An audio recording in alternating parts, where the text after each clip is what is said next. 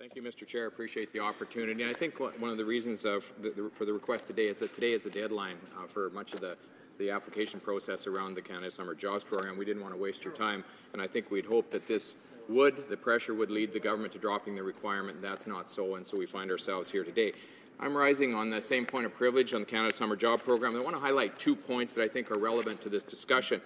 In order to do our jobs as members of Parliament, we must be able to represent our constituents fairly, based on the Charter and on the legislation that's passed by Parliament. While the policies of the various parties guide them as they move forward, until these policies are implemented through legislation, they do not become the law of Canada, and they cannot direct MPs in their work. The Liberal government has, through the added requirements for the Canada Summer Jobs Program, created barriers solely based on their party policy. The requirement to attest to Liberal Party policy limits my capacity to represent my constituents and creates an issue of privilege for me.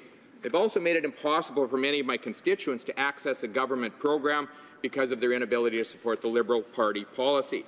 Now, Mr. Speaker, my role requires me to support the principles of the Charter of Rights and Freedoms. That includes the right to belief, to faith, to personal conscience, to opinion. I've been happy to do that. And indeed, in the 17 years that I've been here, I've never seen or had to deal with an applicant for the Canada Summer Jobs Program that did not accede to the rights laid out by the Charter and the Parliament of Canada.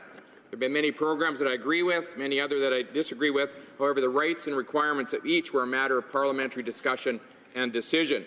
And however, that is no longer the case. This winter, that all changed. The government, in its implementation of the 2018 Canada Summer Jobs Program, added additional requirements for my participation and for the participation of my constituents. Long-time recipients of CSJ funding were denied even the opportunity to apply because of the additional requirements, which consisted of an attestation that emphasized Liberal Party policy. And these rejected applicants included private businesses, charities, camps, and municipal governments. Mr. Speaker, the issue here is not actually the content of the attestation in which people hold a variety of positions. What it is about is having to agree to it at all. Members must not be required to adhere to the governing party's policy in order to access programming. That's a practice that may take place in other countries but has never been part of our national fabric. Mr. Speaker, when we had a vote in the House, every party had representatives that supported that position. This required attestation has impeded my ability to represent my constituents. As many have pointed out, this issue is not whether we agree with Liberal Party policy in this case. The issue is the requirement to attest to it. We allow many different points of view in this country, and requiring applicants to assert belief in a policy and then MPs to attest to it in order to participate is a point of privilege. There's a second aspect to my point of privilege, and that is the government has presented and insisted on misleading information, which, Mr. Speaker, is a condition for an issue of privilege. They've insisted that that misleading information be part of the Canada Summer Jobs Program application and participation in it. The Charter and LBGT rights are enshrined in law and codes. As I've mentioned, in 17 years, I've never had an applicant who has made an issue of this on their application. Now, Mr. Speaker, the issue of reproductive rights is a topic of much discussion both in this country and around the world. It's clear that there is a wide variety of positions on those rights, even in this House. The one thing they are not is a charter right in Canada. The admonition to legislate on this issue was invited by the Supreme Court some 25 years ago, and to this point, Parliament has declined to legislate. Inaccurate and misleading information is part of the attestation that individuals and organizations must sign.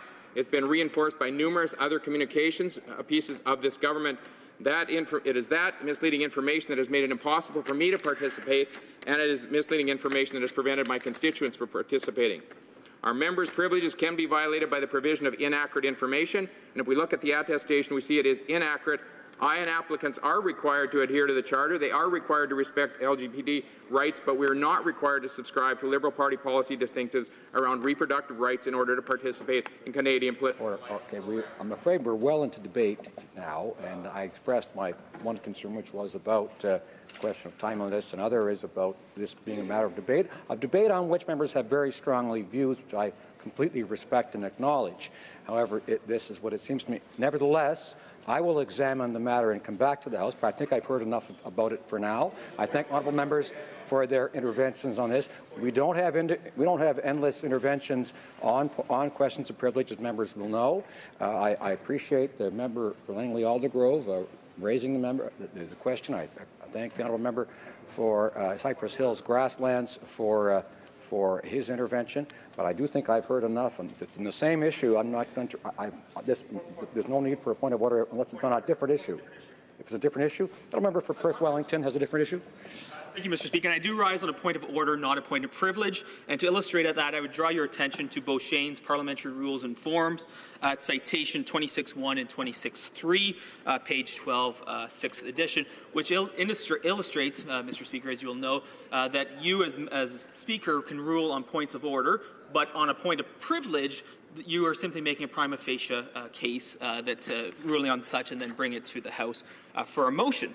I would draw your attention to page 147 of Bosque and Gagnon, which states, as you know, the Speaker will hear the member and may permit others who are directly implicated in the matter to intervene. These members who are seeking the floor are clearly implicated in this matter. And I would draw your attention to precedent on this matter. First, May 18, 2016. The member, I think, is referring to the debate going on now, the discussion going on, and he will know that I in fact, read last week an excerpt from the procedural manual to which he's referred, which expresses the fact that the Speaker can decide when he's heard enough in terms of a question of privilege, which I have. So I thank members for their attention. Orders of the